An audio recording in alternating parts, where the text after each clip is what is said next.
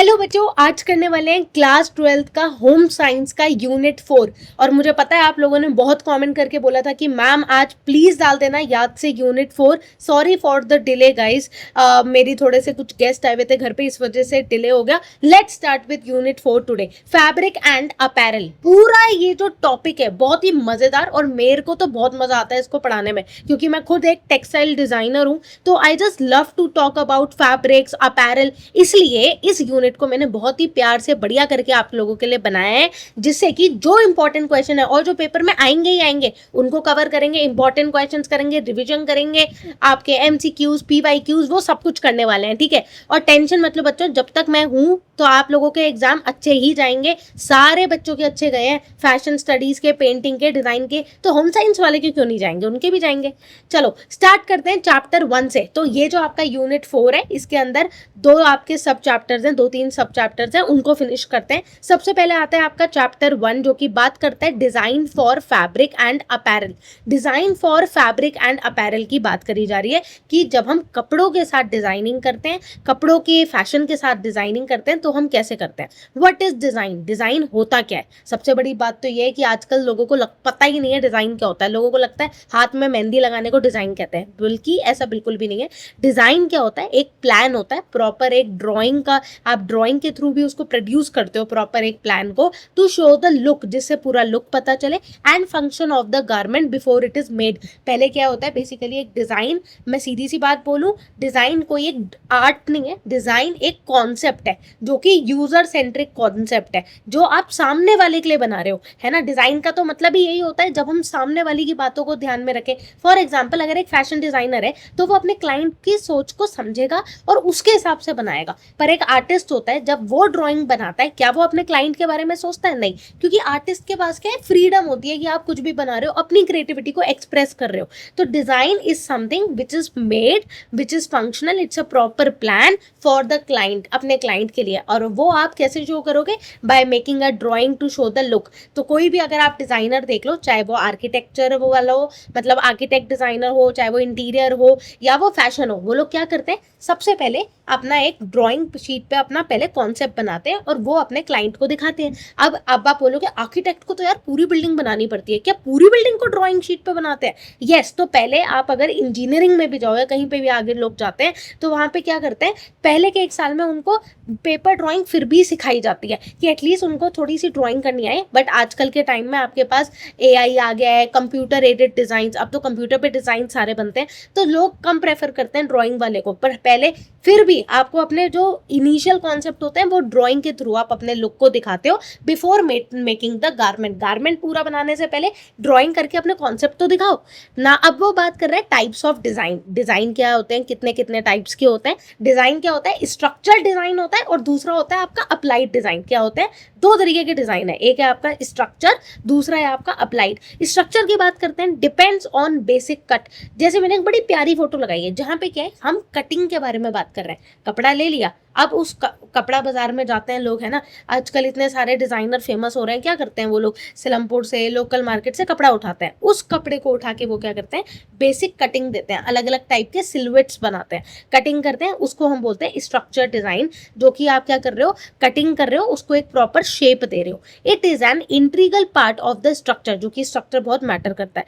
Weave of the fabric, dart, कैसे आप उसको एक गारमेंट को लुक दे रहे हो, वो आपका स्ट्रक्चर होता है। मैंने थोड़ा सा हाई क्लास फैशन लगाए। हाई क्लास का मतलब होता है अवंत कार्ड, ठीक है। अभी मैं आगे बढ़ूंगी हाई क्लास क्या होता है, हाई फैशन क्या होता है, ठीक है। बट मैं स्ट्रक्चर डिजाइन के बारे में बता रही हूँ। अप्लाइड डिजाइन क्या होता है, super imposed on the fabric, मतलब आपने कपड़े के ऊपर कुछ करा है। दोनों बातों में फर्क है। स्ट्रक्चर डिजाइन मतलब जब आपके पास कोई कपड़ा है, आप उसको काट के कुछ बढ़िया सा 3D लुक दे रहे हो, जैसे उर्फी करती है, कपड़े वगैरह देखती है या फिर कोई मटेरियल देखती है, उससे फिर अपना इंटरेस्टिंग करके वो बनाती है, तो आप स्ट्रक्चर दे रहे हो। अप्लाइड में क्या है, कपड़े के ऊपर ही कुछ काम कर रहे हो, फिर उसको स्ट्रक्चर दोगे ना।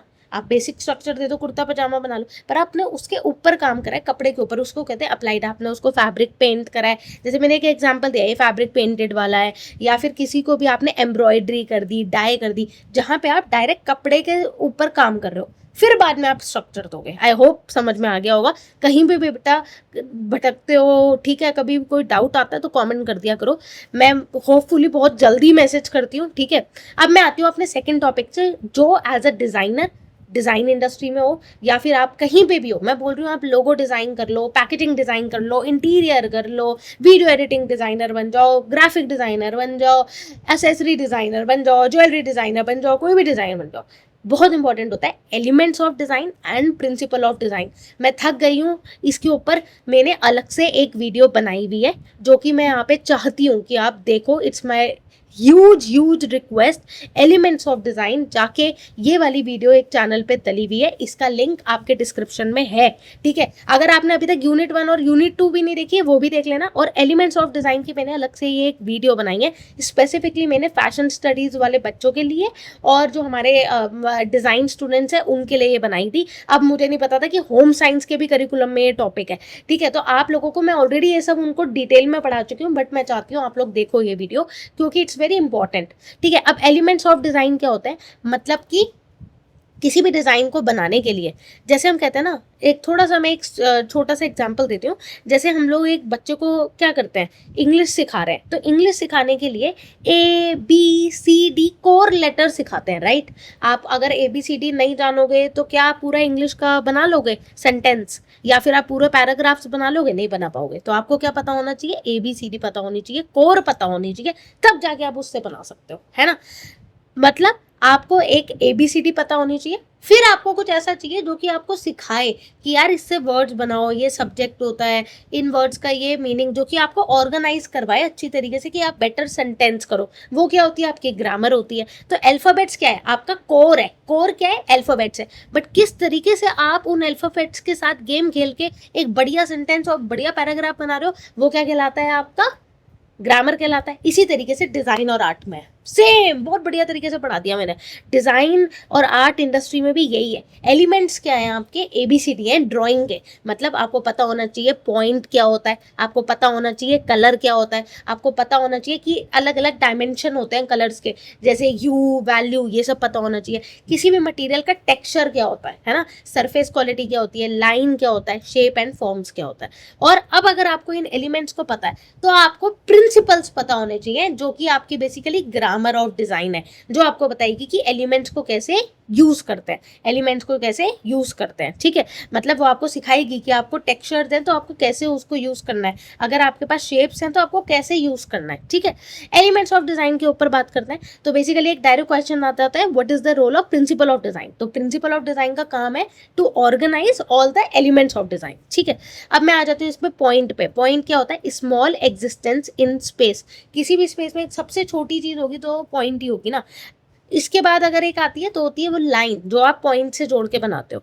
कलर क्या होता है, colour is the most important element, बहुत इंपॉर्टेंट एलिमेंट है।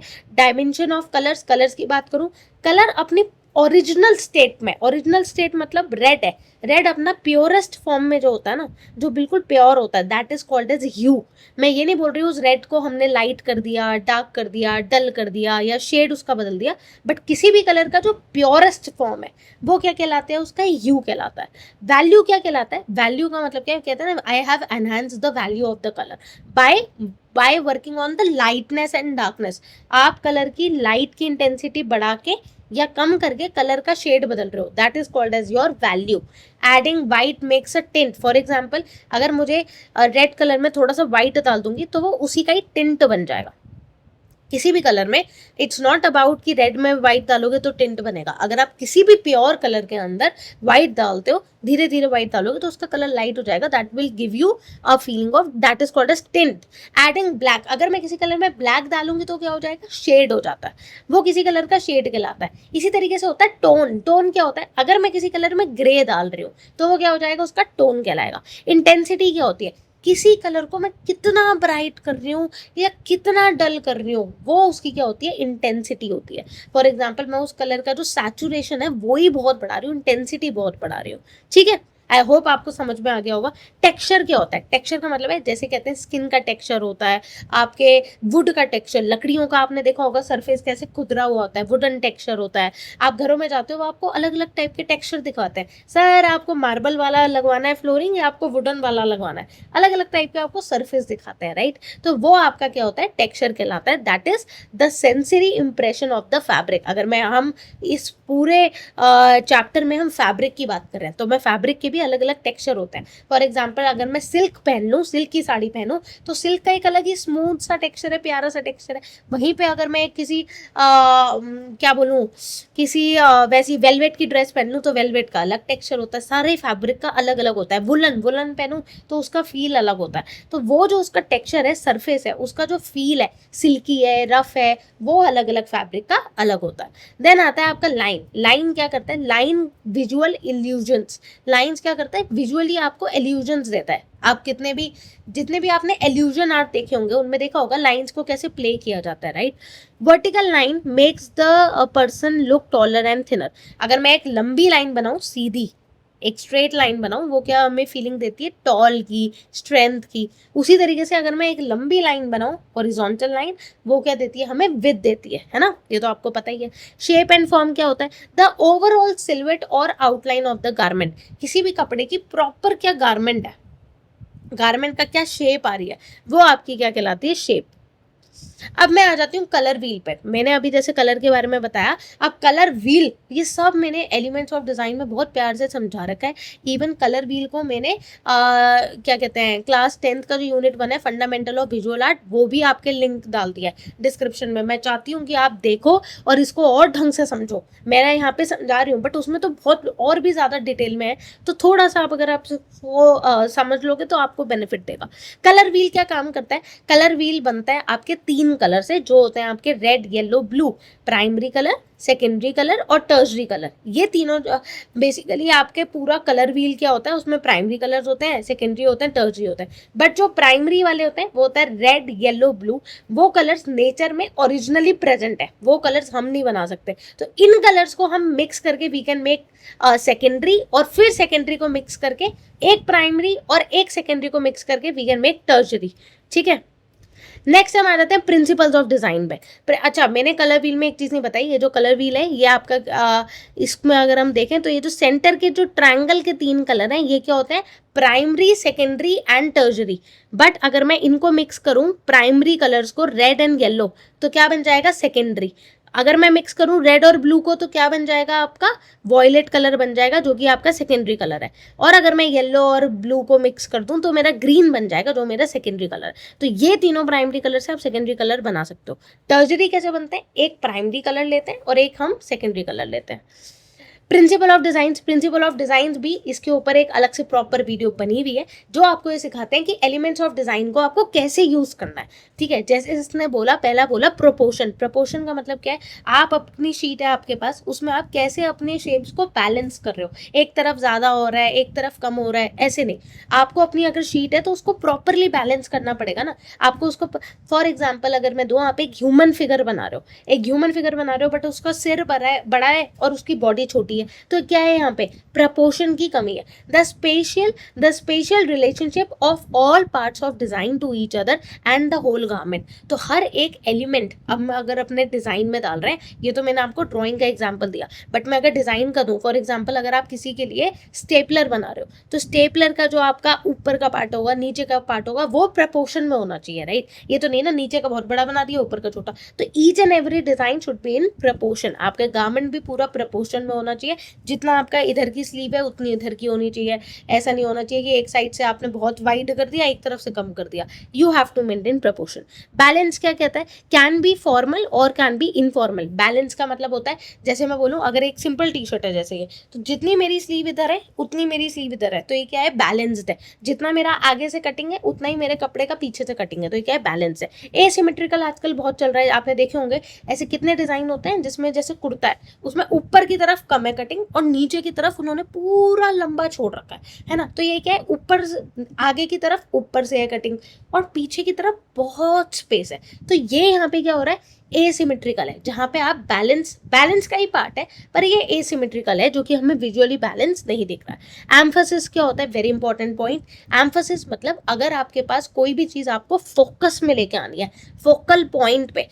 एक एग्जाम्पल देती हूँ, मान लो मेरे पास बंच ऑफ फ्लावर्स है, मेरे पास है रोजेज है, मेरे पास 10 रोजेज है येलो कलर के, और उसमें एक रोज डाल दिया रेड वाले पे, तो क्या आपका येलो वाले पे ध्यान जाएगा या रेड वाले पे? रेड वाले पे जाएगा। क्यों? Because it is creating focus on that particular point. तो जहाँ पे एक फोकस जा रहा है आपका, और द सेंटर ऑफ इंटरेस्ट जो आपका इंटरेस्ट है in the garment, for example पूरे गारमेंट में मैंने पूरा ब्लैक गारमेंट रखा, बट मैंने क्या करा, जो मेरा गले वाला पार्ट है उसमें यहाँ पे एक फ्लावर की बेल डाल दी, तो पूरा ब्लैक है तो उसमें नहीं जाएगा ध्यान, बट उस फ्लावर के एलिमेंट पे जाएगा। तो that is called as emphasis. Rhythm क्या होता है? A smooth continuous movement of the eye. Rhythm मतलब जहाँ पे आपकी आंखें कहीं भटके नहीं, आपकी आंखें आराम से उस पूरे गारमेंट को ढंग से देख पा रही हैं, वो क्या कहलाता है? Rhythm. That is create bye repeating a pattern. आपने प्रिंटेड कपड़े देखे होंगे, जैसे फूल पत्ती बने होते हैं, तो वही फूल पत्ती बार बार रिपीट हो रहे होता है, बीच में फूल पत्ती के कोई एलिमेंट डाल दे, एकदम से रेनबो डाल दे तो बहुत कंफ्यूजिंग। तो वही एक एलिमेंट्स को बार बार रिपीट करते हैं, that is called as rhythm. Harmony मतलब आप अपना कोई भी पूरा गारमेंट बना रहे हो, ऑल ओवर लुक उसका अच्छा होना चाहिए, सारे कॉम्बिनेशन जो आपने एलिमेंट्स के यूज करें, that should give a perfect look. I hope कि आपको समझ में आ रहा होगा प्रिंसिपल और एलिमेंट और भी अच्छी तरीके से। Please I recommend to watch the video. अब हम शुरू करने वाले हैं chapter 2, fashion design and merchandising. इसके लिए बहुत इंपॉर्टेंट है पहले ये समझना कि फैशन डिजाइन होता क्या है। Fashion design is when you are playing with your garments, आप अपने गारमेंट्स के साथ प्ले कर रहे हो और एक बहुत ही अच्छा स्टाइल, बहुत ही अच्छा फैशनेबल प्रोडक्ट बना रहे हो। बट अब एक वर्ड आता है फैशन, क्या होता है ना, बहुत इंपॉर्टेंट वर्ड है फैशन।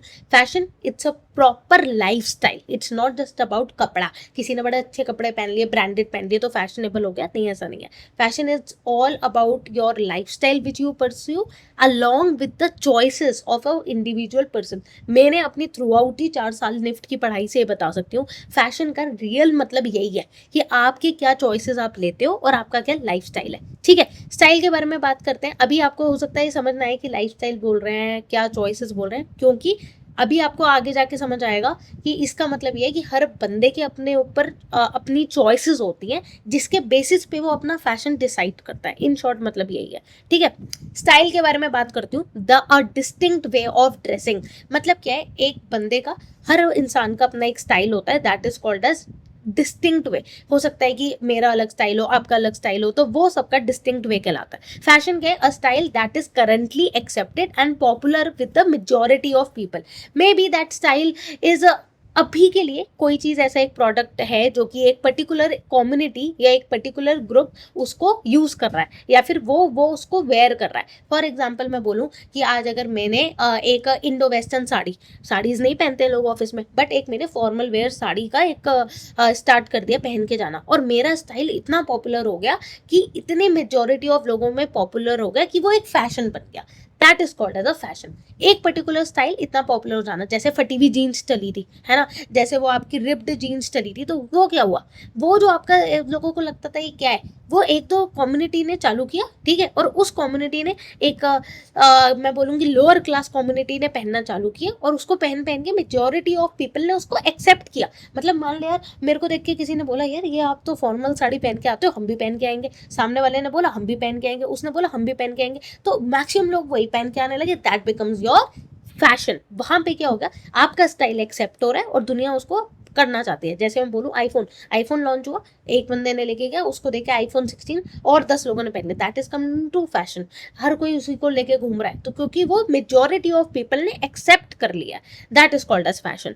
फैड क्या होता है? फैड का मतलब ये, आज मैंने कोई प्रोडक्ट मार्केट में लॉन्च किया, 2 महीने वो एकदम हिट हो गया, और उसके बाद एकदम थम, मार्केट में एकदम ऊपर गया और एकदम थम नीचे आ गया, अब वो किसी को पसंद नहीं है। फॉर एग्जाम्पल जैसे एक कट चला था आपका सलमान खान वाला, तेरे नाम का, वो देखा है ऐसे वाला जो कट होता है मांग निकाल के एकदम, तो वो क्या हुआ, उस टाइम पे इतना फैशन में आया कि विद इन 2 महीने हर लड़का वही कट लेके चल रहा है, और उसके बाद जब 2 महीने के बाद देखा तो वो एकदम मार्केट से हट चुका था, क्योंकि उसको मार्केट ने ज्यादा टाइम तक एक्सेप्ट नहीं किया, है ना। तो वो क्या हो गया, आपका फैड हो गया, क्योंकि अब मार्केट ने एकदम पीक पे गया, वो पीक पे मतलब क्या, एकदम एक्सेप्ट कर लिया, हर कोई उसमें दिख रहा है, रहा है और एकदम डिक्लाइन, उसके बाद वो नीचे गिर गया। क्लासिक क्या होता है? क्लासिक का मतलब है एक ऐसा फैशन जो कभी जाए ना। अब आप बोलोगे ऐसा कुछ हो सकता है जो कभी जाए ना? क्यों नहीं हो सकता? व्हाइट शर्ट कभी नहीं जाएगी, कभी भी नहीं जाएगी। आज भी थी, पहले भी थी, 10 साल पहले भी थी, 15 साल पहले भी थी, 20 साल पहले भी थी। White shirt is never out of the fashion. Some styles which is कुछ ऐसे स्टाइल, फैशन नहीं कह रही मैं, क्या कह रही हूँ, कुछ ऐसे स्टाइल जो फैशन में से कभी हटे ही नहीं, that is called as classic. कहते हैं ना, I am wearing with my classic jeans. Jeans, a black jeans can never be out of fashion. हर कोई उसको पहनते हुए दिखेगा ही दिखेगा, right? So there are few categories of style. तभी मैं कहती हूँ फैशन जो वर्ड है वो स्टाइल से बना है, हर बंदे के, हर एक कम्युनिटी के, हर एक ग्रुप के स्टाइल से बना है। तो स्टाइल क्या? अगर एक स्टाइल बहुत लंबे टाइम तक चल रहा है, मार्केट में चल रहा है, everybody is accepting, that becomes fashion, ठीक है। बट अगर मैं बोलूँ फैड, एक स्टाइल मार्केट में एकदम बूम पे गया, everybody wants to do it और now nobody wants to do it, एकदम आया मार्केट में और चला गया, that is called as fad, ठीक है। जैसे मैं बोलूँ पहले बहुत ज़्यादा चलता था कि स्कर्ट्स के नीचे लड़कियां स्टॉकिंग्स, आज भी पहनती है, बट उस एकदम बूम पे गया था वो, कि एकदम वो पहन रही है, क्या कहते हैं, जीन्स के ऊपर तक सॉक्स चढ़ा के लोग जा रहे हैं, बट अब वो एकदम हट गया, तो that is a fad. Classic, classic मतलब जो हमेशा रहेगा। जैसे उसने बोला व्हाइट बटन शर्ट हो गई, डेनिम ब्लू जीन्स 10 साल पहले भी थी, 15 साल पहले भी थी, 20 साल पहले भी थी, तो ये क्या है? क्लासिक है। बहुत प्यारा, बहुत ही प्यारा, बहुत ही सुंदर ग्राफ है ये, और मुझे बहुत पसंद है। प्रोडक्ट लाइफ साइकिल अगर किसी को पढ़ाना है तो वो इससे अच्छा ना तो कभी पढ़ा सकता है, ना वो कभी पढ़ा पाएगा। यहाँ पे प्रोडक्ट लाइफ साइकिल है इससे आगे, बट उससे पहले ये बता देती हूँ, ये तुम्हें एक तरीके से, एक होता है फैशन, फैशन को मैं ट्रेंड भी बोलूँगी। कहते हैं ना आजकल का ट्रेंड है, हर कोई वाइट शर्ट या फिर वॉयलेट लाइलैक कलर पहन के जा रहा है, पर्पल कलर, तो ये क्या हो गया? आपका ट्रेंड हो गया। ट्रेंड कैसे बनता है? स्टाइल से बनता है, ठीक है। तो यहाँ पे स्टाइल क्या कह रहा है कि एक स्टाइल रहा मार्केट में, ग्राफ देखो, मार्केट में एक स्टाइल रहा, यहाँ पे ऊपर गया, सब लोगों ने एक्सेप्ट किया, बहुत प्यार दिया, और काफ़ी टाइम तक चलने के बाद वो मार्केट से निकल गया। जैसे अनारकली सूट, बड़ा प्यारा स्टाइल था, मार्केट में आया, हर कोई अनारकली पहन रहा है, एक टाइम के बाद निकल गया। फैड मार्केट में आया, एक्सेप्ट हुआ, बहुत लोगों ने पसंद किया, एकदम चला गया। तो ये क्या होता है? आपका ट्रेंड होता है जो काफ़ी टाइम तक चलता है, एक सीजन तक चलता है। फैड कुछ ही पीरियड के लिए चलता है और निकल जाता है। क्लासिक मार्केट में आया, पसंद किया, और लाइफ टाइम वो पसंद ही रहेगा, मार्केट में वो चलेगा ही चलेगा, जो कि आपका होता है जैसे ब्लू जीन्स और ब्लैक शर्ट वगैरह, ठीक है। मुझे पता है दिल से तुम्हारे मन से ना ऐसी दुआएं निकल रही हैं, यार क्या बता दिया, एकदम दुनिया भर की सारी टेंशन खत्म, आएगा ही आएगा, पेपर लिख लो, मेरे नाम के आगे लिख देना प्रेरणा मैम ने बोला है, और ये आएगा ही आएगा, ठीक है। अब आते हैं प्रोडक्ट एंड डिज़ाइन साइकिल। मेरे को ना बड़ा मज़ा आता है, पता नहीं क्यों डिज़ाइन से अंदर से ऐसा लगता है कि क्या पढ़ा रही हूँ मैं, मतलब ना अंदर से गूज़बम्स आते हैं इसको पढ़ाते हुए। प्रोडक्ट डिज़ाइन साइकिल क्या होता है? प्रोडक्ट डिज़ाइन साइकिल का मतलब ये है, एक प्रोडक्ट तुमने लॉन्च करा, उस प्रोडक्ट की धीरे धीरे सेल्स बढ़ेगी। फॉर एग्जाम्पल आईफोन की बात छोड़ो यार, वो तो सबको, चलो आईफोन ही ले लो, मार्केट में एकदम लॉन्च हुआ, ठीक है, आईफोन 16 प्रो मैक्स लॉन्च हो गया, धीरे धीरे उसकी सेल्स बढ़ी, एक बंदा, दो बंदा, लिमिटेड एडिशन, 10-15 लोगों ने उसको खरीदा। यहाँ पे क्या है? प्रोडक्ट इंट्रोड्यूस करवाया गया कि हम लॉन्च कर रहे हैं आईफोन 16, इंट्रोड्यूस करवाया है, लोगों ने जाना, लोगों ने यूज़ किया, बहुत कम लोगों ने। ये ग्राफ क्या है? लोगों का वॉल्यूम, कितने लोग उसको पसंद करते जा रहे हैं, ये है टाइम, टाइम वर्सेस वॉल्यूम का ग्राफ है, बड़ा प्यारा, मतलब कैसे कैसे लोग पसंद कर रहे हैं और कैसे कैसे टाइम बढ़ रहा है। तो पहले यहाँ पे क्या है? लोगों ने बहुत कम पसंद किया है और टाइम बहुत कम है, थोड़े थोड़े टाइम बढ़ता गया, लोगों ने पसंद करते गए, टाइम बढ़ता गया, लोगों ने पसंद किया, सेल्स के अंदर क्या हो गई? इंक्रीज, मतलब उनको लोगों ने पसंद करते गए तो उनका ज़्यादा बिकता गया, उसके बाद लोगों ने और पसंद करते गए, टाइम भी बढ़ता रहा है और लोगों की पसंद भी बढ़ती जा रही है, और पसंद किया और पसंद किया, इतना ज़्यादा कि अब वो फैल गया है कि हर कोई लेना चाहता है। अब इतना ज़्यादा फैल चुका है, पीक, पीक क्या होता है? जो कि हम ब्रेक इवन पॉइंट बोलते हैं। अब लोगों ने इतना पसंद कर लिया, उसको इतना पसंद कर लिया है, जैसे कि एक ट्रेंड को इतना पसंद कर लिया कि हर बंदे के पास आईफोन 16 प्रो मैक्स है। उसके बाद जब इतना पसंद कर लिया, आउट ऑफ फैशन निकलता है, अब लोगों को पता चल चुका है, हाँ यार हर किसी के पास ही, जिसने लेना था ले लिया। उसके बाद डिक्लाइन, थोड़ा सा क्या हो रहा है? वॉल्यूम कम होता जा रहा है, अब लोग ले चुके हैं ना, कितने लोग और बचे हैं, चलो अब कम हो गया, और लोगों ने, फिर धीरे धीरे वो क्या हो गया, डिक्लाइन। अब लोगों का रिजेक्शन आने लग गया है, टाइम बढ़ चुका है, उस प्रोडक्ट को मार्केट में काफ़ी टाइम हो चुका है, अब वो डिक्लाइन हो गया। अब आज लेने जाओगे आईफोन 12, नहीं लेने जाओगे ना, डिक्लाइन स्टेज हो चुका है। और रिजेक्ट अब लोगों ने मार्केट से हटा दिया, जैसे कि नोकिया 33 एक टाइम पे इंट्रोड्यूस हुआ, नोकिया डिब्बे वाला फ़ोन काफ़ी टाइम मार्केट में रहा, स्केल बढ़ा, पीक पे गया, अब रिजेक्शन स्टेज। ठीक है, इसी चीज़ को थोड़ा सा अब क्या करें, हमें ये तो मैंने बड़ा प्यार से समझा दिया तुम्हें समझ में भी आ गया, बट मेरा काम है कि तुम्हें थ्योरेटिकल भी किस लैंग्वेज में लिखना है उसको बताने का। अ पीरियड ऑफ टाइम और life span during which the fashion और प्रोडक्ट एग्जिस्ट। पहली बात बता दूं, ये कहीं से टीपा टापा नहीं है, ये जो इंग्लिश आप पढ़ रहे हो ना इस पीपीटी में, ये मैंने खुद ने हाथ से टाइप करी है इस भाषा में कि तुम्हें समझ आ जाए। ठीक है, अ पीरियड ऑफ टाइम और लाइफ स्पैन, एक लाइफ स्पैन या एक period of time during which the fashion और प्रोडक्ट एग्जिस्ट। फैशन और प्रोडक्ट कितने टाइम के लिए एग्जिस्ट करेगा, कितने पीरियड के लिए एग्जिस्ट करेगा, वो क्या कहलाता है आपका fashion life cycle. Life cycle है ना, कितने टाइम के लिए उसकी लाइफ है मार्केट के अंदर, सिंपल भाषा, कितने टाइम के लिए है वो। मूविंग थ्रू द 5 स्टेजेस, और 5 स्टेजेस से हर किसी को गुजरना पड़ता है। ये एक सत्य है, चाहे आप बड़े से बड़े यूट्यूबर को देख लो, किसी को भी देख लो, जैसे बूम बाम को देख लो। ठीक है, अब आप बोलोगे क्या वो प्रोडक्ट है, क्या बोलते हो आप, बकवास, प्रोडक्ट नहीं है, पर ये लाइफ साइकिल से हर किसी को गुजरना पड़ता है। आप पहले इंट्रोड्यूस हुए, मार्केट में आए, धीरे धीरे आपने इंक्रीज किया, पीक पे गए, एक टाइम आएगा people won't like you, they will decline and obsolescence मतलब रिजेक्ट, फिर आप रिजेक्ट हो गए। ऑफ कोर्स वो चीज़ हमेशा फैशन में नहीं लेती ना, ट्रेंड में नहीं रहती है। इसी तरीके को हम बोलते हैं 5 stages of fashion cycle. Fashion मैंने क्या बोला है, फैशन को सिर्फ कपड़ों से रिलेट मत करो, fashion is a life style. ये मेरा 4 साल की पढ़ाई बोल रही है भाई, fashion is not about clothes, it's about life style. Phase 1 is the introduction of style. एक स्टाइल जब इंट्रोड्यूस हुआ है, when the fashion conscious consumer adopt is at the earliest. सबसे पहले मान लो एक आईफोन 16 प्रो मैक्स लॉन्च हुआ, सबसे पहले फैशन कॉन्शियस कंज्यूमर भागेंगे लेने के लिए, कौन, इन्फ्लुएंसर। सबसे पहले कौन जाएगा, इन्फ्लुएंसर लोग जाएंगे, अरे भाई नया प्रोडक्ट आया, लेट्स ट्राई, रील बनाई डाली मार्केट में प्रोड्यूस करने के लिए, इंट्रोड्यूस करने के लिए। तो वहां पे फैशन कॉन्शियस कस्टमर सबसे पहले जाएगा। These consumer are considered to be fashion leaders, और इन्हें कौन बोलते हैं, फैशन लीडर बोलते हो, क्योंकि यही तो मार्केट में प्रोडक्ट को इंट्रोड्यूस करवा रहे हैं, है ना। फेज 2 क्या होता है, धीरे धीरे the rise will increase, the acceptance will increase and it will be adapted by designer, manufacturer, और भी लोग इसको एक्सेप्ट करना चालू करेंगे।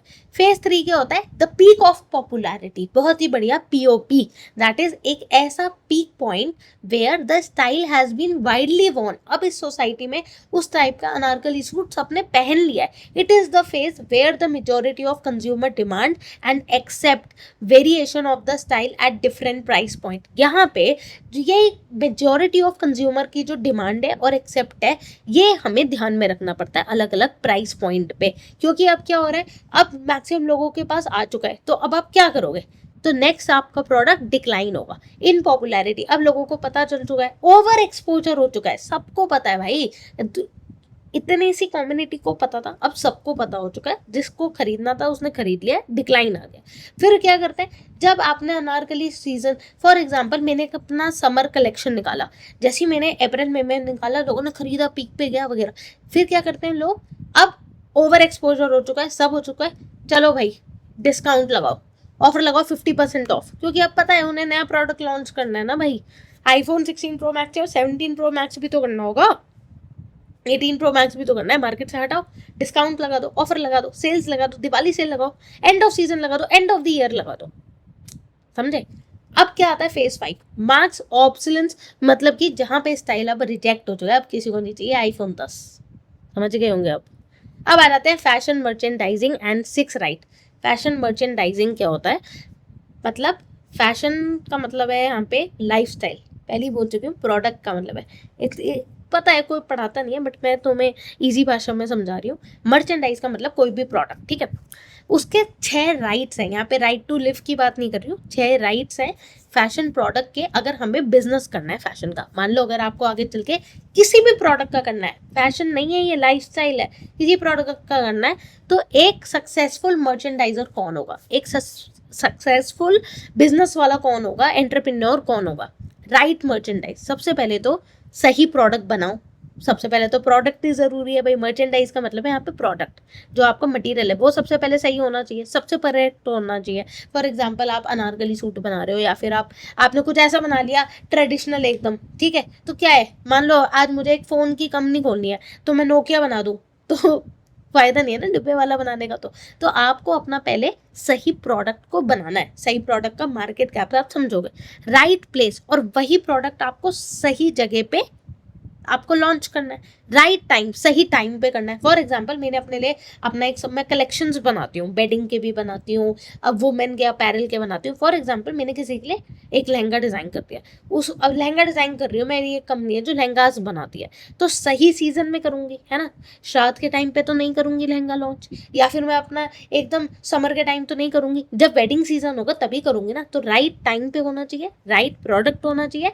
सही प्लेस पे होना चाहिए। फॉर एग्जाम्पल एक फूड मार्केट है, फूड मार्केट में मैं लहंगे की दुकान खोलूंगी, चलेगी? नहीं चलेगी। तो आपको सही जगह, सही टाइम, सही प्रोडक्ट, राइट क्वांटिटी, सही क्वांटिटी में 5,000 पीस के लहंगे बनवा दिए, ऑफ कोर्स नॉट ना, you have to see the quantity also, कितनी क्वांटिटी है, राइट प्राइस और सही प्राइस पे। मैं तो बेच रही हूँ लहंगा, तो 1 करोड़ का एक लहंगा कोई लेगा? लेगा ही नहीं। आपको 2 रुपए का एक लहंगा, वो भी कोई नहीं लेगा। तो आपको सही प्राइस, सही क्वांटिटी, सही टाइम एंड राइट प्रमोशन, और सही प्रमोशन करवाना पड़ेगा अपने प्रोडक्ट के। अगर मैं किसी को बोलूँ लीजिए लीजिए लहंगा लीजिए, अब इस टाइप की ऐड करूँ तो कोई फायदा नहीं है ना।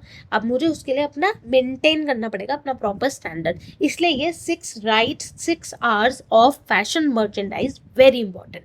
देखो अभी आगे जाके ये भी पढ़ोगे, कंज्यूमर के भी 6 राइट्स होते हैं, ठीक है, कंज्यूमर के, कि प्रोडक्ट कैसे चेक करते हो। बट ये क्या है? Fashion merchandise. अगर एक प्रोडक्ट का बिजनेस करना है तो उसके लिए ये 6 चीजें पता होनी चाहिए, right time, right merchandise, right quantity, right price, right promotion.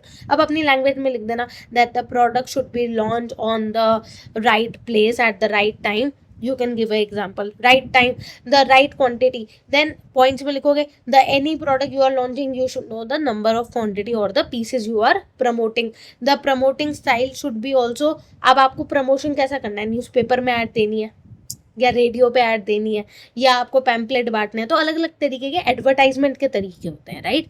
तो finding out the correct product, place, time, quantity, price, promotion, very very important. Next आता है टारगेट मार्केट एंड सेगमेंटेशन, जो कि बात करता है कि अगर आपकी जो भी आपको प्रोडक्ट को किसी को बेच रहे हो, फॉर एग्जांपल लहंगा बोला, लहंगा किसको, मेल्स को बेच दो, फायदा नहीं है ना। लहंगे के लिए आपको अपनी करेक्ट मार्केट पता होनी चाहिए। चलो ठीक है, आपने बोला नहीं ये तो लड़कियों का प्रोडक्ट है, ठीक है, चलो लड़कियों का है, तो क्या 10 साल की लड़की को बेचूं लहंगा? नहीं, मैं तो वेडिंग वाले लोगों को ढूंढ रही हूँ। तो सही आपको क्या होता है, सही मार्केट की सही ऑडियंस ढूंढनी पड़ती है, सही target market to sell successfully. किसी भी प्रोडक्ट को बेचने के लिए brand divide consumers into groups, और वो क्या करता है, अपने कंज्यूमर को ग्रुप्स में बांटता है। कोई होगा जो कि आपका जोग्राफिकल है, डेमोग्राफिकल है, साइकोग्राफिक है, एंड देन बिहेवियर। तो वेरी इंपॉर्टेंट, आपका जो टारगेट ऑडियंस है वो उसकी ज्योग्राफी क्या है। ज्योग्राफी का मतलब यहाँ पे आता है कि उसकी लोकेशन क्या है, कौन सी सिटी से है। क्या मैं जम्मू कश्मीर वाले को बेच रही हूँ? अब आप बोलोगे क्या मैटर करता है, अगर मैं जम्मू कश्मीर वाले को एकदम पतला सा लहंगा बेच रही हूँ तो क्या वो काम करेगा? नहीं ना, वहाँ पे ठंडक रहती है, तो आई थिंक मुझे थोड़े से हैवी फैब्रिक्स लेने पड़ेंगे। तो इसलिए कहते हैं कि आप अपना प्रोडक्ट कहाँ लॉन्च कर रहे हो, तो उसके लिए आपकी जियोग्राफिक बहुत इंपॉर्टेंट होती है, जो आपको पता होनी चाहिए। फिर आता है डेमोग्राफिक, कौन सी एज की है वो लड़कियाँ या वुमेन्स है, उनका जेंडर, ऑफ कोर्स अगर वुमेन है तो इनकम, कितनी इनकम है। अगर मैं लहंगा अपना 1 करोड़ का बेच रही हूँ, क्या है उनकी इनकम है? नहीं। अब मैं बिहार जैसी जगह में अगर बेच रही हूँ तो मुझे अपनी वो ध्यान रखना पड़ेगा, अलग अलग जगह। मुंबई में बेच रही हूँ तो क्या प्राइस होगा, बिहार में होगा तो क्या होगा। तो डेमोग्राफिक मतलब किसी इंसान की एज, जेंडर, इनकम, किसी इंसान के ऊपर की जो नॉलेज है वो डेमोग्राफिक कहलाती है, ठीक है। जियोग्राफिक का मतलब क्या है कि वो कौन सी ज्योग्राफी, मतलब कौन सी लोकेशन पे है ना। साइकोग्राफिक मतलब उसका दिमाग कैसा, लाइफस्टाइल। अगर मान लो कि मैं ऐसी जगह पे जहाँ पे लोग कंजूस है, जिनको पता है कि वो वहाँ पे खर्च ही नहीं करेंगे, तो आपको वो भी उनकी मेंटालिटी समझनी पड़ती है कि अब कहाँ पे लोग, people are ready to spend, क्या उनका इंटरेस्ट एरिया, क्या उनका टेस्ट है, वो कहती है आपकी ये psychography means you are understanding about their psychology, behaviour, क्या बिहेवियर है। ग्रुपिंग बाय शॉपिंग हैबिट्स, उनका बिहेवियर कैसा है, देख के चले जाते हैं, आ रहे हैं बार बार रिपीटेटिव, या वो आपको पहले ऑर्डर दे रहे हैं, कैसे उनका बिहेवियर कैसे काम करता है। ये 4 इंपॉर्टेंट, ये क्वेश्चन डायरेक्ट आता है, why target market is important and what are the segmentation. तो टारगेट मार्केट आपको पता चल गया। To sell successfully any product you should understand your target market. On the basis of these 4 consumers you should on any consumer you should actually check his or her demographic, geographic, psychographic and behavior। Next होता है fashion retail organisation. Fashion retail मतलब जो आपको consumer, आप लोग दुकान से खरीद रहे हो, तो ये कौन कौन सी ऑर्गेनाइजेशन है। पहला आता है आपके डिपार्टमेंटल स्टोर्स, जो कि आपके बड़े बड़े हैं, वी मार्ट हो गया, डी मार्ट हो गया, सुपर मार्केट हो गई, सुपर स्मार्ट बाजार हो गया। ये क्या है, बड़े बड़े स्टोर्स हैं विद सेपरेट सेक्शंस, जिनमें अलग अलग जगह सेक्शंस होते हैं। जैसे ईटीएम है, वहाँ पे क्या है, एक आपका है मैक्स का, उसमें अलग अलग सेक्शंस है, वुमेन के अलग, ये अलग। इसी तरीके से अगर मैं बोलूँ डी मार्ट है, तो उसमें फैशन का भी है, खाने पीने का भी है, होम फर्निशिंग का भी है। ये होते हैं आपके डिपार्टमेंटल स्टोर्स, ठीक है। फिर आता है आपका जैसे होम 99 है, ये सब क्या है, डिपार्टमेंटल स्टोर्स है। चेन स्टोर्स क्या होते हैं, जिनकी लोग फ्रेंचाइजी ले लेते हैं। Multiple store carrying identical merchandise. For example मैं ज़ारा की बात करूँ, तो ज़ारा के सारे स्टोर पे सेम प्रोडक्ट एक साथ लॉन्च होता है, ओन्ड बाय सेम ब्रांड, क्योंकि वो सेम ब्रांड का है, ठीक है। तो आपको पता होना चाहिए चेन स्टोर्स क्या होते हैं, जहाँ पे फॉर एग्जाम्पल किसी की अपनी फ्रेंचाइजी लोग बेच देते हैं ना। जैसे हल्दीराम है, तो हर जगह हल्दीराम का टेस्ट एक जैसे ही है, ऐसा नहीं कहीं पे बेकार है कहीं पे अच्छा है। डिपार्टमेंटल स्टोर भी क्या होते हैं, वही होते हैं जहाँ पे डिपार्टमेंटल स्टोर्स में अलग अलग स्टोर्स में अलग अलग सेक्शन है, पूरा एक कंप्लीट पैक है विद सेपरेट सेक्शंस। करने वाले हैं chapter 3 care maintenance of fabric in institutions. कैसे आप अपने फैब्रिक की केयर करते हो। आपको अपने फैब्रिक की केयर करनी पड़ती है। आपने देखा होगा केयर लेबल भी लगे होते हैं ना, हर कपड़े में आप देखोगे टैग के साथ केयर लेबल लगा होता है। आई डोंट थिंक सो आप लोग देखते हो, सीधा प्राइस देखते होंगे, बट उसमें लिखा होता है पीछे कि ये हैंड वॉश है या नहीं है, इसमें क्या मटीरियल यूज हुआ है, कहाँ पे है ये। तो care and maintenance of fabric के बारे में हम बात करने वाले हैं। Why do institutions need commercial laundries. जितने बड़े बड़े इंस्टीट्यूशंस होते हैं वहाँ पे उन्हें कमर्शियल लॉन्ड्रीज क्यों चाहिए होती है। फॉर एग्जांपल हॉस्पिटल्स की बात करूँ तो वहाँ पे उनके पास अपनी खुद की लॉन्ड्रीज है, क्योंकि जो पेशेंट्स वहाँ पे कपड़े पहनते हैं, जो नर्स पहनती है, फोकसिंग ऑन हाइजीन, वहाँ पे उनके हाइजीन का ध्यान रखना पड़ता है। डिसइंफेक्शन, कि उनको कोई इन्फेक्शन ना लगे। रिमूविंग बायोलॉजिकल स्टेन्स, जितने भी बायोलॉजिकल स्टेन्स मतलब क्या है कि अगर वहाँ पे कोई ब्लड का निशान है या मेडिसिन का निशान है, जो कि लगी जाता है ना, नर्स वगैरह है, डॉक्टर्स वगैरह उनके, तो वहाँ पे दे हैव देयर खुद का लॉन्ड्री सिस्टम। तो उन्होंने कपड़े उतारे and then they proper cleaning करते हैं वो, है ना, क्योंकि वहाँ पे इन्फेक्शन हो गया, ब्लड हो गया, ये सब चीज़ें लग सकती हैं, ठीक है, या उनको खुद को कोई इन्फेक्शन हो रहा है, इसलिए वो कपड़ों को प्रॉपरली क्लीन करते हैं। होटल्स में भी ये होता है। तो ये क्वेश्चन ऐसे बनता है कि कहाँ कहाँ पे आपकी कमर्शियल लॉन्ड्रीज है, मतलब खुद की किनके पास लॉन्ड्रीज होती हैं क्लीनिंग के लिए। तो हॉस्पिटल्स में होती हैं, आपको रीज़न पता है क्यों होती है। होटल्स में क्या होती है, फोकसिंग ऑन एस्थेटिक्स, क्योंकि वहाँ पे उनको हर बार चद्दर बदलनी है, क्रिस्पीनेस, लग्जरी फील देने के लिए, और ऊपर से गेस्ट सेटिस्फैक्शन वेरी इंपॉर्टेंट है। गेस्ट सेटिस्फैक्शन क्यों, हर बंदा आ रहा है, हर बंदा चाहता है हम तो फ्रेश, किसी और के बेड पे जो इंसान ऑलरेडी रह के चुका होगा एक दिन पहले, उसके ऊपर फिर आप वहीं पे उसी कमरे में उसी गंदी बेडशीट पे तो हो गए नहीं। तो for that they need their proper laundry system, जहाँ पे वो प्रॉपर अपना क्लीनलीनेस रखें और गेस्ट प्रॉपरली सेटिस्फाइड रहे। Steps in institutional laundry process, तो आपको पता होना चाहिए क्या क्या स्टेप्स फॉलो किए जाते हैं अगर हमें प्रॉपर एक कपड़े को लॉन्ड्री में डालना है धोने के लिए। सो कलेक्शन ऑफ सॉइल्ड लिनन, सबसे पहले आप कलेक्ट करते हो जितने भी आपके सॉइल लिनन है, जो भी आपके कपड़े हैं, आप उनको पहले सिलेक्ट करोगे। सॉर्टिंग बाय फैब्रिक टाइप, क्या उनका फैब्रिक है, क्या उनका कलर है, कितनी उसमें मिट्टी है, उस हिसाब से आप अलग कर लो। फॉर एग्जांपल तुम्हारे पास किसी ने बोला एक कपड़े धोने और तुम्हारे पास 30,000 कपड़े हैं, मान लो 30 कपड़े हैं, तो उसमें आप पहले कलेक्ट कर लो कि भाई ये खराब, जो ज़्यादा खराब वाले हैं उनको अलग करा। उसके बाद उनकी कलर, उसमें क्या क्या डिग्री, कितनी डिग्री ऑफ डर्ट है, समझो। पहला पॉइंट क्या है, collection of soiled linen. For example कोई कॉटन का कपड़ा है, कोई सिल्क का कपड़ा है, क्वालिटी वाइज कपड़े को अलग कर लो। कॉटन वाले के ऊपर अलग डिटर्जेंट लगता है, सिल्क पे अलग लगता है, तो उन कपड़े को आपने अलग कर लिया। उन कपड़े को अलग करने के बाद अब उसको सॉर्ट करो कि इसका कलर अलग है, इसका डिग्री, इसमें धूल मिट्टी कम है, इसमें ज़्यादा है, उसके बेसिस पे इन्हें सॉर्ट करो। वॉशिंग, अब आप वॉश कैसे करोगे, थ्रू थर्मल या फिर केमिकल डिसइंफेक्शन। आप क्या डालोगे, डिटर्जेंट डालोगे, केमिकल्स डालोगे, या थर्मली उसको क्या करोगे, वॉश करोगे। एक्सट्रैक्शन, रिमूविंग एक्सेस वाटर, और उसके बाद जब आपने उसको केमिकली वॉश कर लिया, इजी डाला, मान लो वुलन है तो आप उसमें इजी क्लोथ्स डालोगे, है ना, इजी डालोगे, तो वहाँ पे आपको वॉशिंग करने के बाद एक्सट्रैक्ट करना है रिमूविंग एक्सेस वाटर, सारे पानी को बाहर निकालोगे, उसके बाद उसको ड्राइंग करोगे, प्रॉपर आप सुखाओगे, आयरनिंग करोगे, फोल्ड करके डिस्पैच करोगे, फोल्ड कर दोगे और डिस्पैच कर दोगे, वापस दे दोगे, राइट। दोबारा समझाऊंगी, आगे समझ में, आई होप आ गया होगा। सबसे पहले सारे जितने भी आपका लम्स ऑफ क्लोथ्स हैं हम उनको अलग करते हैं on the basis of their material. उसके बाद फैब्रिक का क्या है, कलर क्या है, डर्ट है, कितनी धूल मिट्टी है, उसके बेट में सॉर्ट करो। सॉर्ट करने के बाद आपने पहले कलेक्ट कर लिया, जितने भी आपके लिनन है उन्हें कलेक्ट कर लिया, सॉर्ट कर लिया, वॉश कर दो अलग अलग केमिकल डाल के, सारे पानी को निकाल दो, उसके बाद सुखा के आयरन करके डिस्पैच कर दो।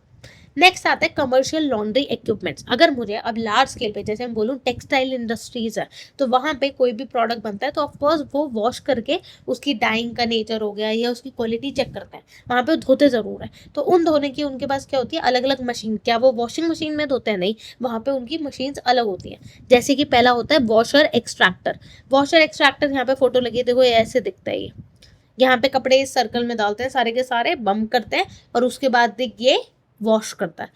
हाइड्रो एक्सट्रैक्टर, वॉशर एक्सट्रैक्टर काम क्या करता है पहले ये देखते हैं। Wash and spin dry in the same cylinder. जैसे आपका क्या होता है, आपकी वॉशिंग मशीन काम करती है, हम उसमें डालते हैं, वो उसको वॉश करता है और स्पिनिंग हो रही होती है, मतलब कपड़े इधर उधर होके वॉश हो रहे हैं उसी एक सिलेंडर में। हाइड्रो एक्सट्रैक्टर क्या होता है? हाइड्रो एक्सट्रैक्टर वो होता है जो कि आपको मदद करता है that spin at very high speed to remove the maximum water. वो वहाँ पे बहुत ही हाइड्रो एक्सट्रैक्टर मतलब पानी को एक्सट्रैक्ट करने वाला, हटाने वाला, ठीक है। तो यहाँ पे क्या करता है, वो इतनी तेज स्पीड में घूमता है कि पानी सारा निकल जाए। टम्बल ड्रायर, ये क्या होता है, use hot air to dry fabrics. Fabric एकदम गीला होता है तो उसको सुखाने के लिए टम्बल ड्रायर, जैसे हम लोग ड्राइंग करते हैं इसी तरीके से टम्बल ड्राइंग होती है। बड़े बड़े, जब आपको पता है कि पूरा हॉस्पिटल है, मान लो मैक्स है, इतने कपड़े धोने हैं तो वॉशिंग मशीन में नहीं होगा, तो ये इक्विपमेंट वहाँ पे होते हैं। वॉक्सर, जैसे आपके पास क्या होता है, वॉशर एक्सट्रैक्टर होता है, ठीक है, जैसे उसमें आपने स्पिनिंग करा, उसके बाद आपने हाइड्रो एक्सट्रैक्टर में डाला पानी निकालने के लिए, फिर उसको सुखाने के लिए आप टम्बल ड्रायर में डाल रहे हो, जहाँ पे हॉट एयर पास होती है, वो थोड़ा ड्राई होता है। ड्राई के बाद आप उसको आयरन वगैरह करने के लिए हीट रोलर्स में आयरनिंग हो, जैसे कि बेडशीट्स वगैरह की होती है, वहाँ पे क्या करते हैं, कैलेंडरिंग मशीन्स। कैलेंडरिंग मशीन्स का काम होता है कि आपकी बड़ी बड़ी आपकी जो बेडशीट्स वगैरह उनको क्या करेगा, आयरन करेगा। बड़े प्रोडक्ट्स भी, छोटे भी, सारे आपके आयरन हो जाते हैं, ठीक है। आई होप आपको समझ में आ गया। International care labels, very important. एक अलग अलग प्रोडक्ट के ऊपर अलग अलग केयर लेबल लगे होते हैं। केयर लेबल मतलब इस प्रोडक्ट को यूज करते टाइम क्या क्या आपको केयर रखनी है। फॉर एग्जांपल, तुमने तो आज 10,000 का सब्यसाची का कोई 10,000 में तो कुछ आएगा नहीं, 1 लाख तो तुमने सब्यसाची की साड़ी लेनी, उसके केयर लेबल तो पढ़ो। क्या तुम उसको हैंड वॉश कर दोगे, धोबी को दे दोगे? नहीं। क्या क्या है, ड्राई क्लीन लिखा है, हैंड वॉश लिखा है, मशीन क्या है, फैब्रिक क्या है, क्या पता उसमें जरी का काम हो रहा है जो तुम्हारी मशीन में अटक जाए। मतलब ये सब चीज़ें देखनी पड़ती हैं, केयर लेबल इंपॉर्टेंट होता है।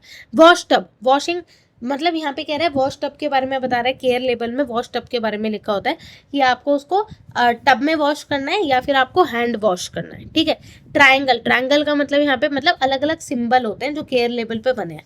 ट्रायंगल का मतलब क्या होता है, ब्लीचिंग, क्रॉस्ड आउट और डू नॉट ब्लीच। मतलब क्या है यहाँ पे कि या तो डू नॉट ब्लीच, इस पे ब्लीच बिल्कुल भी मत करो। देखो यहाँ पे क्या है, एक ट्रायंगल बना है ना, उस ट्रायंगल का मतलब है ब्लीचिंग, मतलब कि इस ये ऑलरेडी आपका धुल के तैयार हो चुका है। क्रॉस्ड आउट हो चुका है, इसका मतलब इसको ब्लीच बिल्कुल मत करना, इसको बिल्कुल ब्लीच मत करना, ठीक है। Do not bleach. स्क्वायर, अगर एक स्क्वायर बना है, जैसे ये स्क्वायर बना है, स्क्वायर क्या शो करता है, ड्राइंग, कि ये ड्राई फ्लैट, ये सूख चुका है। आयरन, आयरन क्या शो करती है, जैसे ये आयरन बना हुआ है तो आयरन एट दिस टेम्परेचर, उसके आगे लिखा होता है टेम्परेचर, जैसे यहाँ पे लिखा है आयरन लो हीट। तो ये अलग अलग सिंबल है। जैसे सर्कल है, सर्कल क्या शो करता है, ड्राई क्लीनिंग, जैसे यहाँ पे सर्कल में पी लिखा है, लिखा है ड्राई क्लीन। समझ में आ रहा है। वॉश केयर लेबल क्या होता है, अलग अलग सिंबल्स लिखे होते हैं, उनके आगे लिखा होता है कि जैसे ट्रायंगल के आगे क्रॉस बना है, डू नॉट ब्लीच इट। अब उसको दोबारा आपको वाइटनिंग नहीं करनी है, उसमें ब्लीचिंग नहीं करनी है। स्क्वायर का मतलब है ड्राइंग हो चुकी है, मतलब आप इसको you can dry, flat dry कर लो। सर्कल, सर्कल का मतलब यहाँ पे क्या है, you can dry clean it. तो ये सारे इंस्ट्रक्शंस लिखे होते हैं। अब हम आ जाते हैं अपने चैप्टर 4 पे। ये आपकी लंबी यूनिट है और इसमें क्वेश्चन बहुत ज़्यादा बनेंगे, तो ध्यान से सुनना ये, ठीक है। सारे ही आपने ध्यान से सुन के इसके क्वेश्चंस भी सॉल्व करने हैं आपको at the end of the video. Career in fabric apparel, क्या क्या करियर्स होते हैं एक अपैरल इंडस्ट्री में। जैसे एक तो होता है डिज़ाइनर, जो डिज़ाइन करता है, जैसे मैं। एक होता है विजुअल मर्चेंडाइजर। विजुअल मर्चेंडाइजर क्या होता है, जो ये ध्यान रखता है कि अगर मैंने एक मॉल बनाया है, एक मेरा शोरूम है, तो क्या चीज़ मुझे सबसे आगे दिखानी है लोगों को। कलेक्शन का मतलब मे बी फैमिली पिक्चर लगानी है, या आपको मेन्यू क्वींस आपको कैसे अरेंज करना है, जो आपके डमीज होते हैं कैसे अरेंज करना है, ठीक है। तो विजुअल मर्चेंडाइजर मतलब अगर आपका किड्स का ब्रांड है तो आप किड्स की पिक्चर लगा रहे हो, या फिर आप किड्स की मेन्यू क्वींस या डमी को कैसे अरेंज कर रहे हो, लाइटनिंग को कैसे अरेंज कर रहे हो, कौन सा कलेक्शन आपको सबसे आगे रखना है, कौन सा पीछे रखना है। बहुत ही हाई पेइंग सैलरी होती है और बड़ी मज़ेदार होती है, क्योंकि यहाँ पे आप अलग अलग ब्रांड्स के साथ काम करते हो और उन्हें ये बताते हो कि देखो आप ये कर सकते हो, ऐसे कर सकते हो। क्रिएट अट्रैक्टिव विंडोज डिस्प्ले, तो बेसिकली विंडो डिस्प्ले बनाते हैं कि अगर कोई बंदा क्योंकि बहुत इंपॉर्टेंट फैक्टर ये है कि अगर एक बंदा सामने से जा रहा है, मान लो वो आपके शोरूम से बाहर जा रहा है, वो सबसे पहले तो विंडो ही शॉपिंग करता है ना। विंडो शॉपिंग करता है तो देखेगा कि हाँ यार इसके पास ये कलेक्शन है, ऐसा है। तो यहाँ पे लोगों को अट्रैक्ट करने के लिए विंडो डिस्प्ले बहुत इंपॉर्टेंट होता है। सामने क्या प्रोडक्ट लगा रहे हो, कैसे लगा रहे हो, लाइटनिंग कैसी है, तो इसके लिए कौन होता है, विजुअल मर्चेंडाइजर होता है। देखो इस तरीके का डिस्प्ले लगाता है। फैशन बायर कौन होता है, फैशन बायर सिलेक्ट करता है, कपड़ों को खरीदता है from manufacturer to sell in retail store. For example आपके छोटे छोटे मैन्युफैक्चरर्स होते हैं, उनसे आप प्रोडक्ट खरीदते हो, उनसे बनवाते हो और अपने रिटेल स्टोर पे खरीदते हो। वो होता है फैशन बायर, जो कि स्टाइल को पूरा खरीद रहा है और फिर अपनी दुकान पे बेचेगा, ठीक है। फॉर एग्जांपल रिलायंस ट्रेंड है, रिलायंस ट्रेंड की तो चलो खुद की मैन्युफैक्चरिंग अब होने लगी है, पहले नहीं थी। तो अब क्या करते हैं वो लोग, पहले क्या करते थे बेसिकली वो और वेंडर से बनवाते थे अपने स्टाइल्स, वहां से परचेज करते थे और अपने शोरूम में लगाते थे। लॉन्ड्री मैनेजर, लॉन्ड्री मैनेजर वो होता है बेसिकली जो ऑपरेट करता है सारी कमर्शियल लॉन्ड्रीज। जैसे आपने एयरप्लेन वगैरह में देखी होगी, वहां पे भी उनके जो प्रॉपर क्लोथ्स वगैरह होते हैं, they follow proper laundry system, जो मैंने तुम्हें सिखाया कि पहले कपड़ों को सिलेक्ट कर लिया, कलेक्ट करा, उसके बाद सॉर्टिंग करी, उसके बाद प्रॉपर वॉशिंग करी, प्रॉपर वॉशिंग के बाद प्रॉपर ड्राइंग करा। तो ये सारा काम चेक करने के लिए खुद नहीं कर रहा है वो हाथ से, बट इसके लिए लॉन्ड्री मैनेजर होता है जो चेक करता है, हाँ भाई ये काम कर रहा है, ये काम कर रहा है, ऐसे काम कर रहा है। नेक्स्ट आते हैं हम, very important thing, NCERT box highlight. जितने भी एनसीईआरटी के 1 मार्क के क्वेश्चन बुक में से निकल सकते थे उनको मैंने खोजा है, ठीक है। पहला आता है the centre of fashion, which country has historically been the centre of fashion world. सब जानते हैं पेरिस फ्रांस। आज भी नॉट हिस्टोरिकली, आज भी पेरिस का फैशन लोग यहीं तो कॉपी करते हैं सारा का सारा। क्यों, because they are the fashion world, उन्होंने डिजाइनर्स को प्लेटफॉर्म दिया है, तो इसलिए वो बहुत ज्यादा बूम पे है। What is the difference between haute कत्ते वर्सेस प्रत्ये पौत्ते। तो यहाँ पे 3 वर्ड आते हैं। पहला आता है प्रत्ये पौत्ते, प्रत्ये पौत्ते बोलते हैं इसको, फिर आता है हौते कच्चूर, देन आता है फिर आपका अवंतगार्ड, ठीक है। तो प्रत्ये पौत्ते मतलब रेडी टू वेयर, जैसे कि मैं यहाँ पे एक बोलूँ रेडी टू वेयर मतलब पूरे के पूरे जो कपड़े हैं आपके वो सीधा बेच रहा है, तैयार है, आपके लिए कोई कस्टमाइजेशन नहीं है। जैसे आप दुकान पे जाते हो, 5 डिज़ाइन दिखाता है ML XL, जो आपको पसंद आता है डिज़ाइन आप चूज कर लेते हो अपने साइज के हिसाब से।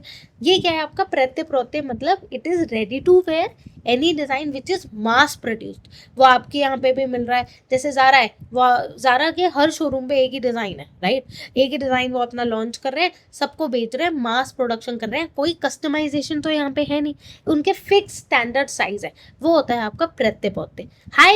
आपका हाई फैशन, या फिर मैं हाई कत्ते बोलूँ या हौते कत्ते बोलूँ, वो होता है जहाँ पे आप एक ऐसा पीस बना रहे हो। फॉर एग्जांपल मनीष मल्होत्रा, उसने एक पीस बनाया, क्या वो सबको बेच रहा है, मास ऑडियंस को नहीं, उसने अपना एक पीस बनाया, वो अपने 1 या 2 कस्टमर को बेचेगा, जो भी उसके क्लाइंट्स होंगे वो उसको वो सेल कर रहा है। तो that is called as high fashion, जिसको बनाने में बहुत टाइम लगा है, इतना कस्टमाइजेशन है कि वो उसकी वैल्यू बढ़ा रहा है, हैंड क्राफ्टेड है, पूरा कस्टम फिटिंग है, मेरी फिटिंग के हिसाब से प्रॉपर कस्टमाइज करके वो उतना महंगा पीस बेच पा रहा है।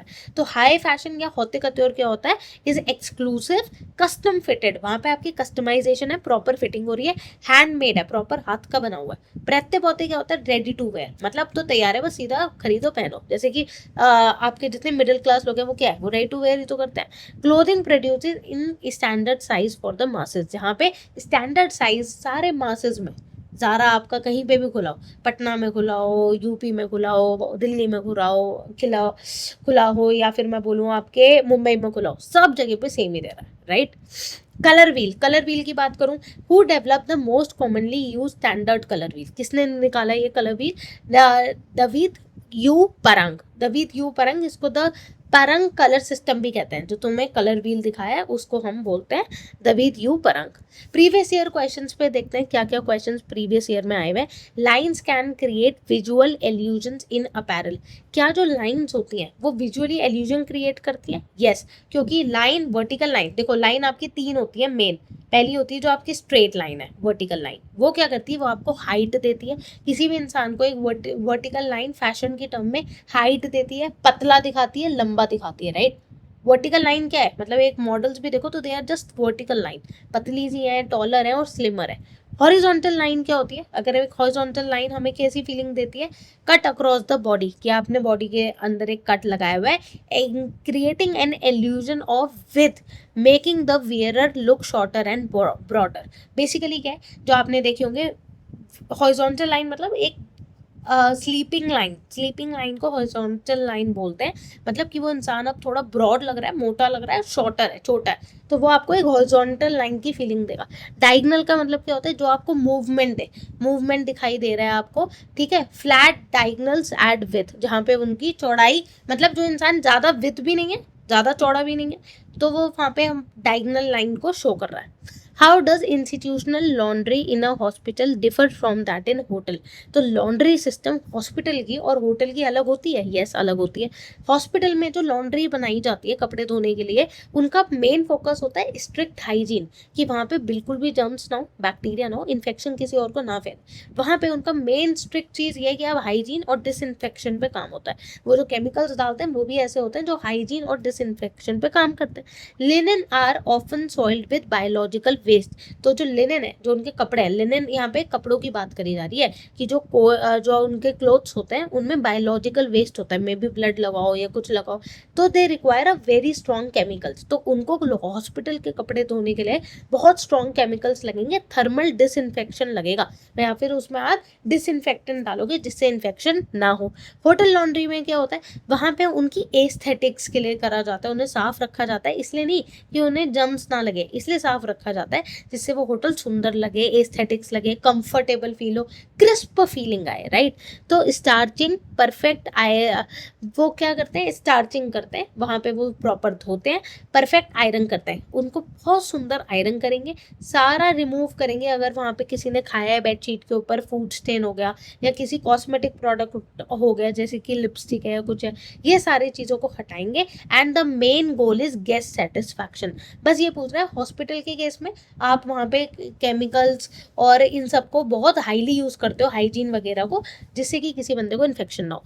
होटल में आप क्या मेन करते हो, बेसिकली वहाँ पे कॉस्मेटिक फूड वगैरह नहीं होने चाहिए, मेन ये है कि गेस्ट को सेटिस्फैक्शन फील हो, लग्जरी फील हो। अब मैं आती हूँ मल्टीपल चॉइस क्वेश्चन पे, very important. Adding white colour to a pure hue, मैंने बोला है प्योर ह्यू मतलब प्योर कलर, प्योर कलर में अगर आप व्हाइट डालोगे तो वो टिंट कहलाता है, अगर प्योर कलर में ब्लैक डालते तो वो शेड कहलाता, टोन होता है जब हम उसमें ग्रे डालते हैं, इंटेंसिटी तो ब्राइटनेस और डार्कनेस होती है। Which of the following is not one of the 6 R of fashion merchandising, कौन सा नहीं है? राइट प्राइस तो होता है, राइट टाइम भी होता है, राइट प्रमोशन भी होता है, राइट फैब्रिक नहीं होता, क्योंकि यहाँ पे कपड़ा नहीं है, वहाँ पे आपकी प्रोडक्ट की बात करिए, it should be right merchandise, आपका सही कपड़ा नहीं है, सही मर्चेंडाइज, सही प्रोडक्ट होना चाहिए।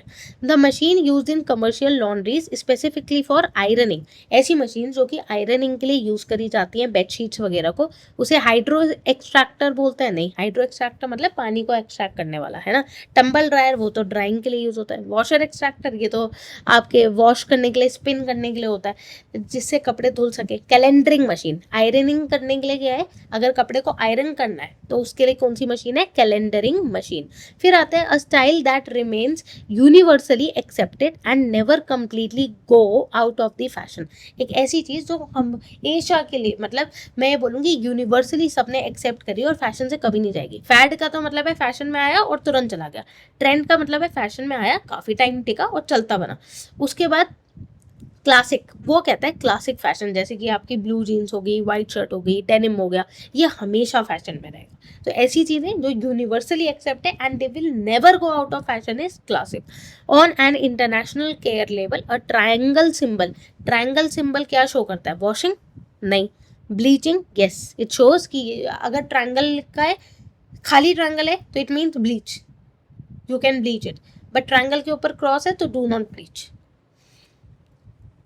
So guys, we are finally done with our unit 4. So unit 4 को लेके कोई भी डाउट आता है, कोई भी क्वेरी आती है, आपको कोई परेशानी आ रही है, क्वेश्चन नहीं बन पा रहे हैं अगर PYQs, तो आप कमेंट करके बता सकते हो। And I hope you love this video, do subscribe my channel, क्योंकि आप लोगों के लिए मैं बहुत सारी नई चीज़ें अब लेके आने वाली हूँ। आपके बोर्ड्स खत्म होंगे, हम लोग वहीं ख़त्म नहीं करेंगे, निफ नाटा की तैयारी करेंगे, उसके साथ साथ हम लोग अपना डिज़ाइनिंग करेंगे, graphic, video editing, basic software की नॉलेज आपको होनी चाहिए। तो जल्दी से इसको देखो, फिर यूनिट 5 देखनी है, ठीक है, क्योंकि 2 यूनिट अभी भी बच रही है, 5 और 6, उसकी वीडियो भी मैं जल्दी से डालती हूँ। Bye bye guys.